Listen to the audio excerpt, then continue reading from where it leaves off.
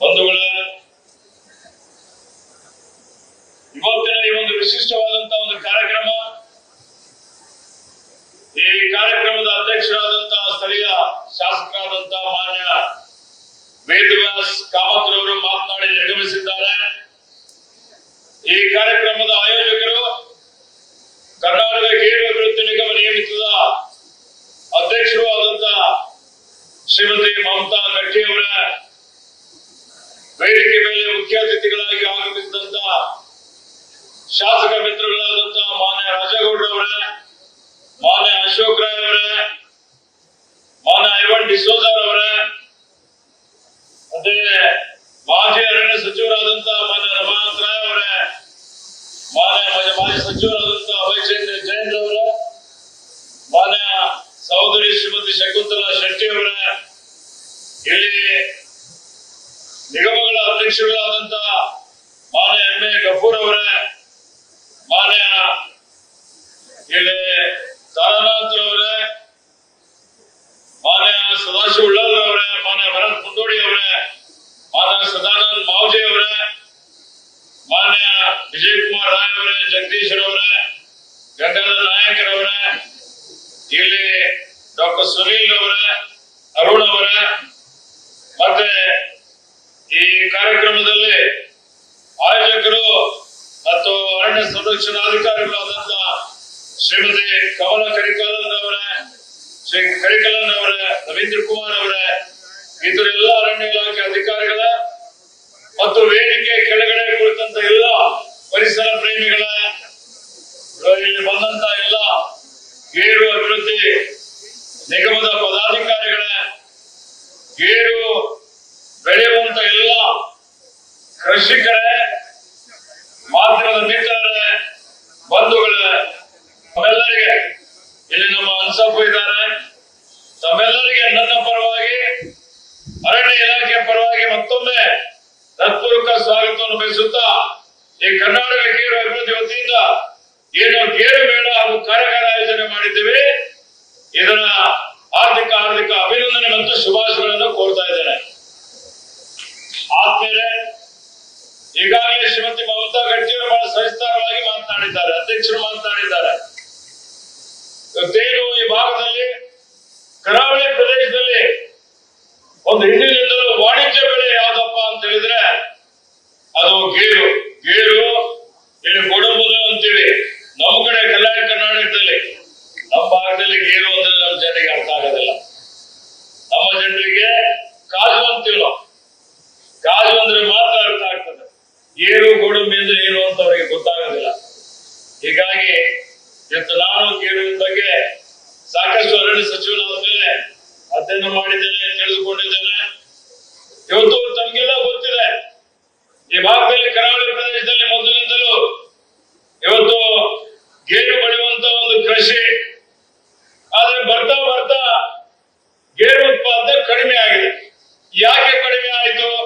ಅದಕ್ಕೂ ಬಹಳಷ್ಟು ಕಾರಣಗಳಿದ್ದಾವೆ. ಹಿಂದೆ ಒಂದಾನೊಂದು ಕಾಲದಲ್ಲಿ ಎಂಡೋ ಸಲ್ಫರ್ ಉಪಯೋಗ ಮಾಡ್ತಾ ಇದ್ರು, ಅದರಿಂದ ಬಹಳಷ್ಟು ದುಷ್ಪರಿಣಾಮಗಳಾಗಿ ಇವತ್ತಿನ ಅನೇಕ 2-3ನೇ ತಲೆಮಾರಿನ ಮಕ್ಕಳಿಗೆ ಸಹಿತ ಇವತ್ತು ಅನೇಕ ರೋಗ ರುಜಿನಗಳಿಂದ ಅವರೆಲ್ಲ ಬಾಧಿತರಾಗಿದ್ದ ಮೇಲೆ ಎಂಡೋ ಸಲ್ಫರ್ ಈಗ ನಿಷೇಧ ಮಾಡಲಾಗಿದೆ. ಅದರ ಜೊತೆಯಲ್ಲಿ ಏನು ಗೇರು ಬೆಳೆಗಾರ ಹೆಚ್ಚಿನ ಅವರಿಗೆ ಪ್ರೋತ್ಸಾಹ ಕೊಡುವಂಥದ್ದು, ಅವರಿಗೆ ಮಾರುಕಟ್ಟೆ ಒಂದು ನಿರ್ಮಾಣ ಮಾಡಿಕೊಡುವಂಥದ್ದು ಬಹಳ ಅವಶ್ಯಕತೆ ಇದೆ ಅನ್ನುವಂತ ಒಂದು ಮಾತನ್ನು ನಾನು ತಮ್ಮೆಲ್ಲರಿಗೆ ಹೇಳಲಿಕ್ಕೆ ಬಯಸ್ತಾ ಇದ್ದೇನೆ. ಬಂಧುಗಳೇ, ಇವತ್ತು ಈ ಗೇರು ಬೆಳೆ ಮತ್ತು ಕಾರ್ಯಾಗಾರದ ಉದ್ದೇಶ ಏನಪ್ಪಾ ಅಂತ ಹೇಳಿದ್ರೆ, ಏನು ಆಧುನಿಕ ಪದ್ಧತಿಯಲ್ಲಿ ಈ ಗೇರು ಬೆಳೆ ಉತ್ಪಾದನೆ ಮಾಡುವಂಥದ್ದು, ವೈಜ್ಞಾನಿಕವಾಗಿ ಪರಿಸರ ಸ್ನೇಹಿಯಾಗಿ ಈ ಒಂದು ಗೇರು ಕೃಷಿ, ಅದರಲ್ಲಿ ವಿಶೇಷವಾಗಿ ನಾನು ಚರ್ಚೆ ಮಾಡಿದೆ.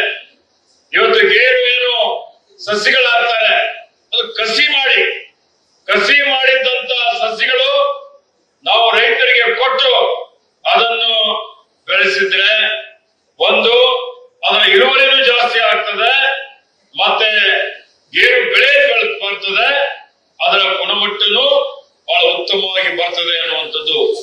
ಹೀಗಾಗಿ ಈ ಒಂದು ಕಾರ್ಯಕ್ರಮಗಳ ಮುಖಾಂತರ ನಾನು ನೋಡಿದ್ದೇನೆ, ಬಹಳ ಮಮತಾ ಗಟ್ಟಿಯವರು ಅವರ ತಂಡದವರು ಬಹಳ ಒಳ್ಳೆಯ ರೀತಿಯಿಂದ ಈ ಕಾರ್ಯಕ್ರಮ ಆಯೋಜನೆ ಮಾಡಿದ್ದಾರೆ. ಇವತ್ತು ಅನೇಕ ಮಳಿಗೆಗಳಿಗೆ ನಾನು ಹೋಗಿದ್ದೇನೆ.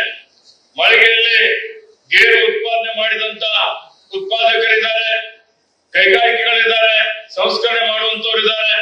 ಅದರಲ್ಲಿ ಗೇರಿನಿಂದ ಏನು ಅದರ ಬೀಜದಿಂದ ತಯಾರು ಮಾಡುವಂತ ಜ್ಯೂಸ್ ಇರ್ಬೋದು, ಇತರ ಏನು ಮೌಲ್ಯವರ್ಧನೆ ಮಾಡುವಂತದ್ದು ಹೇಳ್ತಾ ಇದ್ದೀವಿ, ಅದೆಲ್ಲವೂ ಈ ಮಳಿಗೆಗಳಲ್ಲಿ ಇದೆ. ಈ ಮಳಿಗೆಗಳ ಮುಖಾಂತರ ಜನರಿಗೆ, ಕೃಷಿಕರೇನಿದ್ದಾರೆ, ರೈತರೇನಿದ್ದಾರೆ, ಆ ರೈತರಿಗೆ ಮಾಹಿತಿ ಕೊಡುವಂಥದ್ದು, ಅವ್ರಿಗೆ ಹೆಚ್ಚಿನ ಪ್ರೋತ್ಸಾಹ ಕೊಡುವಂತ ಒಂದು ಇದು ಕಾರ್ಯಾಗಾರ ಆಗ್ತದೆ. ಹೀಗಾಗಿ ನಮ್ಮ ಉದ್ದೇಶ ಈ ಗೇರು ಉತ್ಪಾದನೆಯಲ್ಲಿ ಹೆಚ್ಚಳ ಆಗಬೇಕು. ಇದರಲ್ಲಿ ರಫ್ತು ಮಾಡುವಂತ ಒಂದು ಗುಣಮಟ್ಟದ ಗೇರು ಉತ್ಪಾದನೆ ಆಗಬೇಕು. ಇವರ ಉತ್ಪಾದನೆ ವೆಚ್ಚ ಕಡಿಮೆ ಆಗಬೇಕು. ಮೌಲ್ಯವರ್ಧನ ಏನು ಇವರಿಗೆ ಆದಾಯ ಬರ್ತದೆ ಅದು ಜಾಸ್ತಿ ಆಗ್ಬೇಕು.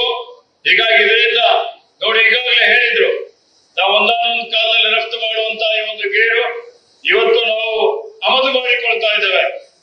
ನಮ್ಮ ರಾಷ್ಟ್ರಕ್ಕೆ ಏನು ಬೇಕಾಗಿದೆ, ಅವಶ್ಯಕತೆ ಇದೆ, ಬೇಡಿಕೆ ಇದೆ, ಅದಕ್ಕೆ ನಾವು ಬೆಳ್ತಾಗಿರ್ತಕ್ಕಂಥದ್ದು ಬರೀ 20, 30, 40% ಮಾತ್ರ. ಬಾಕಿ ಎಲ್ಲ ನಾವು ಸೌತ್ ಆಫ್ರಿಕಾದಿಂದ ಆಮದು ಮಾಡಿಕೊಂಡು ಇಲ್ಲಿ ನಮ್ಮ ಉದ್ಯಮಿಗಳಲ್ಲಿ ಸಂಸ್ಕರಣೆ ಮಾಡಿ ಕೆಲವೊಂದು ರಫ್ತು ಮಾಡುವಂತದ್ದಿದೆ. 2024-25ರಲ್ಲಿ ಸುಮಾರು $206 ಬಿಲಿಯನ್ ರಫ್ತು ನಾವು ಮಾಡಿದ್ದೇವೆ. ಇದರ ಅರ್ಥ ಆಮದು ಮಾಡಿಕೊಂಡು ಅದನ್ನು ಸಂಸ್ಕರಣೆ ಮಾಡುವಂತಹ ಕೆಲಸ ಇವತ್ತು ಗೇರು ಅಭಿವೃದ್ಧಿ ನಿಗಮದಿಂದ, ಅಂದ್ರೆ ಎಲ್ಲ ಉತ್ಪಾದಕರಿಂದ ಆಗಿದೆ. ಇದು ಇನ್ನೂ ಜಾಸ್ತಿ ಆಗ್ಬೇಕು ಅನ್ನುವಂಥದ್ದು, ಇನ್ನೂ ಜಾಸ್ತಿ ಆಗ್ಬೇಕು ಅಂತ ಹೇಳಿದ್ರೆ ನಮ್ಮ ಗೇರು ಅಭಿವೃದ್ಧಿ ನಿಗಮದಿಂದ ಇಂಥ ಒಂದು ಕಾರ್ಯಾಗಾರಗಳು ಜಾಸ್ತಿ ಆಗ್ಬೇಕು. ಅದ್ರ ಜೊತೆಯಲ್ಲಿ ಯಾರು ಕೃಷಿಕರು ಗೇರು ಬೆಳೀತಾರೆ ಅವ್ರ ಮನೆ ಮನೆಗೆ ಭೇಟಿ ಕೊಟ್ಟು ಅವರಿಗೆ ಮಾಹಿತಿ ಕೊಟ್ಟು ಅವರಿಗೆ ಮಾರುಕಟ್ಟೆ ಯಾವ ರೀತಿಯಲ್ಲಿ ನಿರ್ಮಾಣ ಮಾಡುವಂತದಕ್ಕೆ ಸಹಾಯ ಮಾಡಿ ಅವರಿಗೆ ಉಚಿತವಾಗಿ, ಅಂದ್ರೆ ರಿಯಾಯಿತಿ ದರದಲ್ಲಿ ಅವರಿಗೆ ಸಸ್ಯಗಳನ್ನು ಕೊಡುವಂತದ್ರ ಮುಖಾಂತರ ಈ ಒಂದು ಗೇರು ಬೆಳೆಯುವಂತದ್ದು ಏನಿದೆ ವಾಣಿಜ್ಯ ಬೆಲೆ, ಅದಕ್ಕೆ ಪ್ರೋತ್ಸಾಹ ಕೊಡುವಂತಹ ಕಾರ್ಯಕ್ರಮ ಮಾಡಬೇಕು ಅನ್ನುವಂತ ಮಾತನ್ನು ಹೇಳಿದ್ದೇನೆ.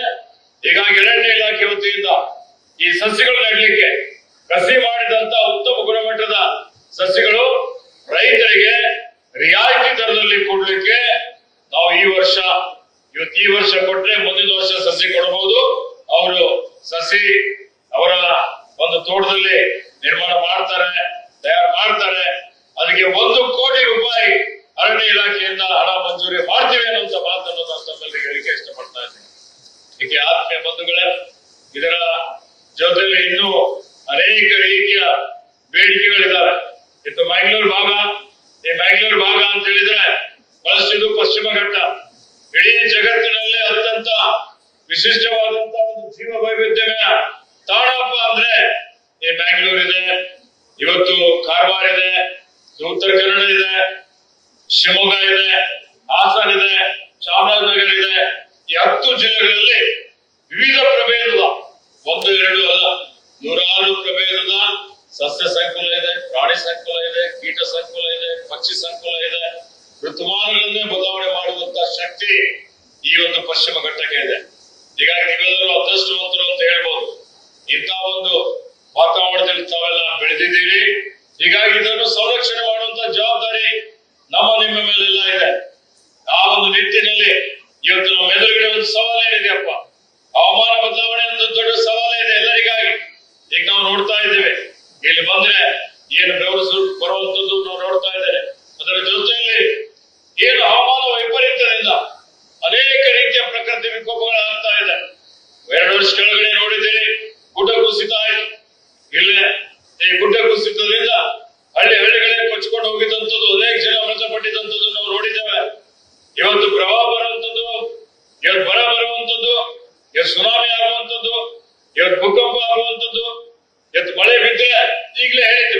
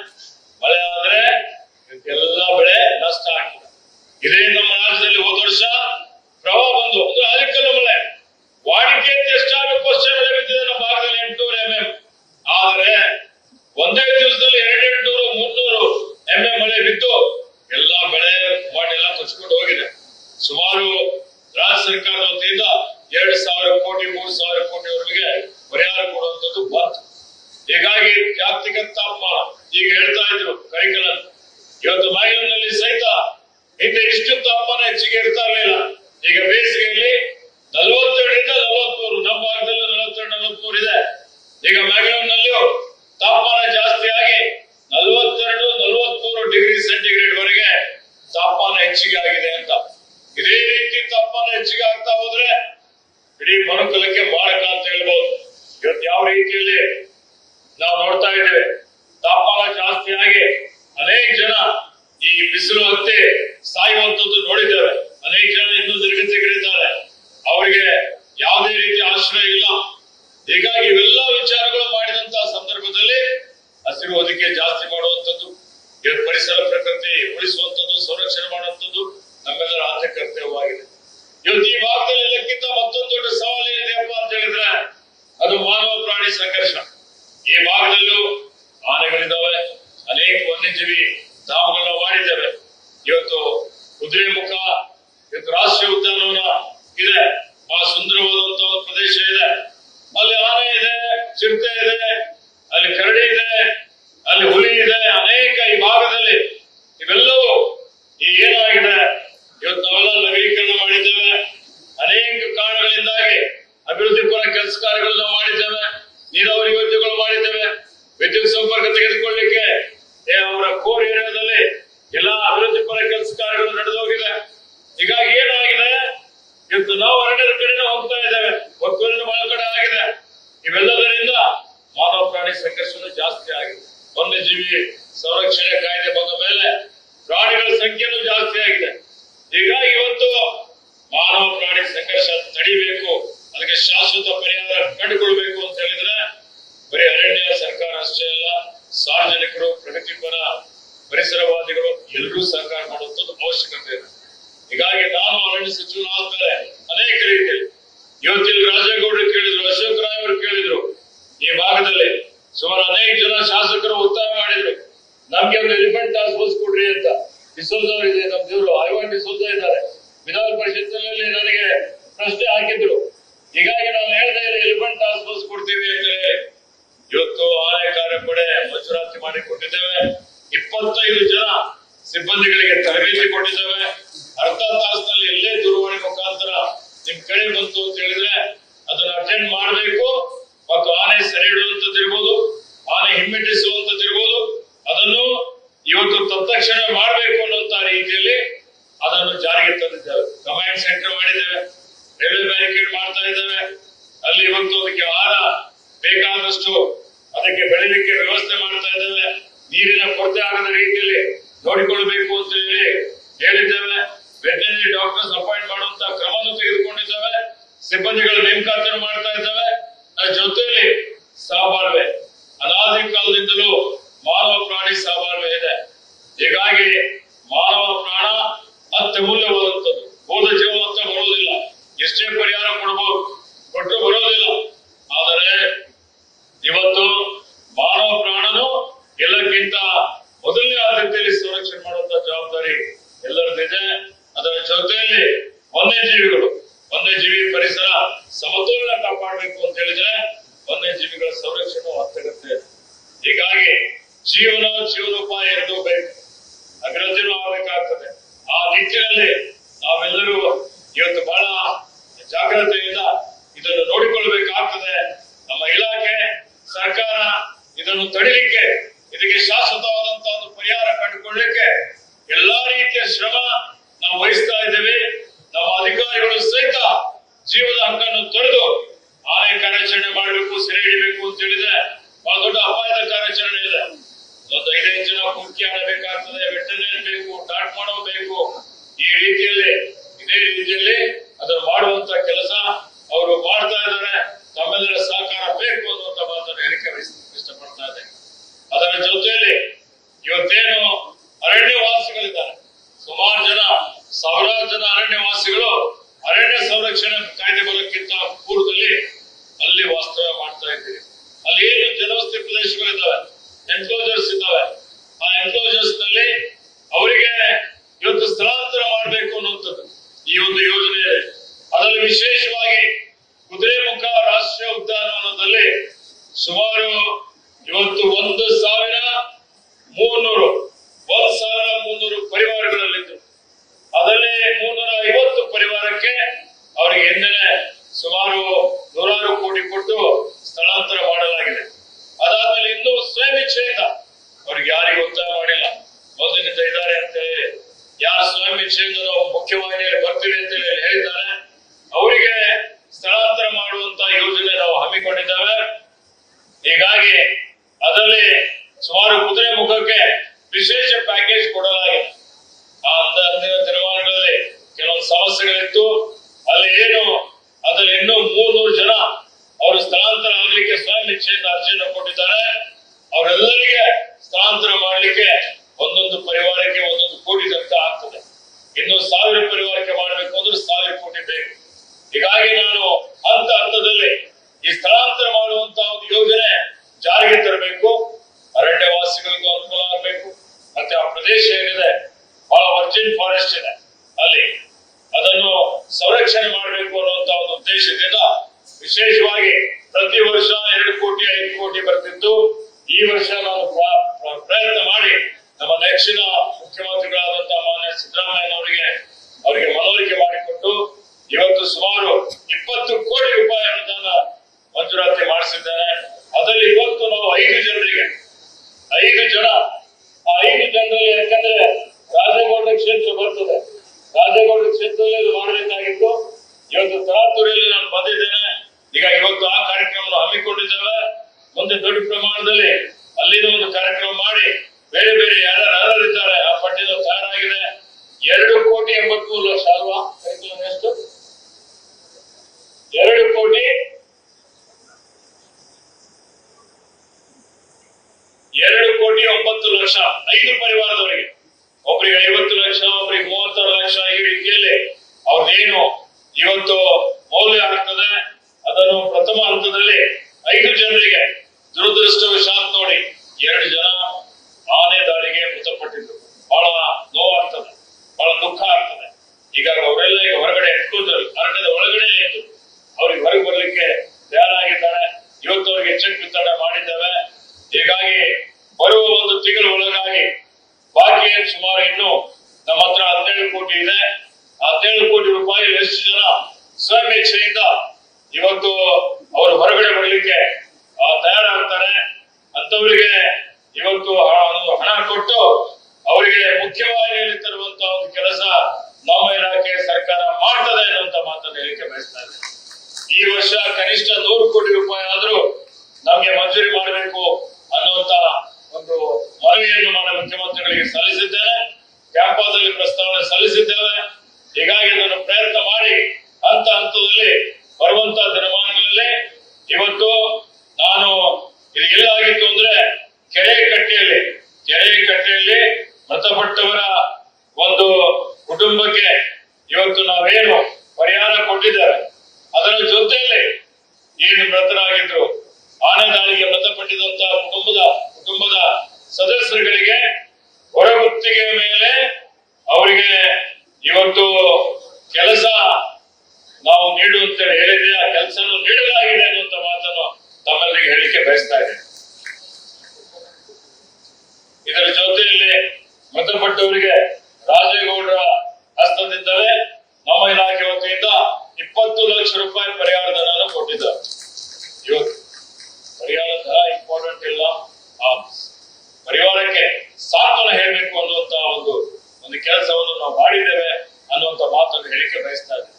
ಆತ್ಮೀಯ ಬಂಧುಗಳು, ಇವತ್ತು ನೀವೆಲ್ಲ ನೋಡ್ತಾ ಇದ್ದೀರಾ, ಅನೇಕ ಜನ ಇಲ್ಲೆಲ್ಲ ಅರಣ್ಯ ಇಲಾಖೆ ವ್ಯಾಪ್ತಿಯಲ್ಲಿ ಇವತ್ತು ಏನು ಟ್ರೆಕಿಂಗ್ ಪಾತ್ ಇದೆ, ನಾವೆಲ್ಲ ಇವತ್ತು ಚಾರಣ ಪಥ, ಈ ಚಾರಣ ಪಥ ಎಲ್ಲೆಲ್ಲಿ ನಡೀತಾ ಇದೆ. ಈಗ ಚಾರಣ ಪಥದಲ್ಲಿ ಯಾವುದೇ ರೀತಿಯ ಅವಘಡಗಳಾಗಬಾರದು ಅಂತ ಹೇಳಿ ಒಂದು SOP ಮಾಡಿದ್ದೇವೆ. ಆ SOP ಅನುಷ್ಠಾನ ಮಾಡದೇ ಇದ್ರೆ ಚಾರಣಕ್ಕೆ ಅವಕಾಶ ಇಲ್ಲ ಅನ್ನುವಂತ ಮಾತನ್ನು ಹೇಳಿದ್ದೇವೆ. ಇವತ್ತು ನಾನು ಯಾವ ನಿಮ್ಮ ಟ್ರೆಕಿಂಗ್ ಕಿಟ್ ಇವತ್ತೇನು ಅವರಿಗೆ ಎಲ್ಲಾ ರೀತಿಯ ಫಸ್ಟ್ ಏಡ್ ಬಾಕ್ಸ್ ಕೊಡುವಂತದ್ದು ವ್ಯವಸ್ಥೆ ಮಾಡಿದ್ದೇವೆ. ಅವರಿಗೆ ಒಂದು ರೀತಿಯಲ್ಲಿ ಟ್ರೆಕಿಂಗ್ ಏನೊಂದು ಪಾಸ್ಪೋರ್ಟ್ ಅವರಿಗೆ ಸರ್ಟಿಫಿಕೇಟ್ ಕೊಡುವಂತ ರೀತಿಯಲ್ಲಿ ಅದರ ಒಂದು ಬಿಡುಗಡೆಯನ್ನು ನಾನು ಮಾಡಿದ್ದೇನೆ. ಈ ಟ್ರೆಕಿಂಗ್ ಬಗ್ಗೆ ಕಿರುಪರಿಚಯ ಕೊಡಬೇಕು ಅನ್ನೋದ್ರ ಬಗ್ಗೆನೂ ಬಿಡುಗಡೆ ಮಾಡಿದ್ದೇನೆ. ಹೀಗಾಗಿ ಯಾರು ಟ್ರೆಕ್ಕರ್ಸ್ ಇದ್ದಾರೆ, ಚಾರಣಿಗರಿದ್ದಾರೆ, ಆ ಚಾರಣಿಗರು ಸಹಿತ ಶಿಸ್ತನ್ನು ಕಾಪಾಡಿಕೊಂಡು ಹೋಗ್ಬೇಕು. ಅರಣ್ಯ ನಾಶನ ಆಗಬಾರ್ದು. ಅವರ ಸುರಕ್ಷತೆ ದೃಷ್ಟಿಯಿಂದ ಇವತ್ತು ನಾವು ಕ್ರಮಗಳನ್ನು ತೆಗೆದುಕೊಂಡಿದ್ದೇವೆ. ಇಡೀ ದೇಶದಲ್ಲಿಯೇ SOP ಮಾಡಿದಂತದ್ದು ರಾಜ್ಯ ಯಾವ್ದಾದ್ರು ಇದೆ ಅದು ನಮ್ಮ ಅರಣ್ಯ ಇಲಾಖೆ ವತಿಯಿಂದ ನಾವು ಮಾಡಿದ್ದೇವೆ ಅನ್ನೋಂತ ಮಾತನ್ನು ಹೇಳಲಿಕ್ಕೆ ಬಯಸ್ತಾ ಇದ್ದೇವೆ. ಹೀಗಾಗಿ ಆತ್ಮೀಯ ಬಂಧುಗಳೇ, ಹಲವಾರು ಕಾರ್ಯಕ್ರಮಗಳು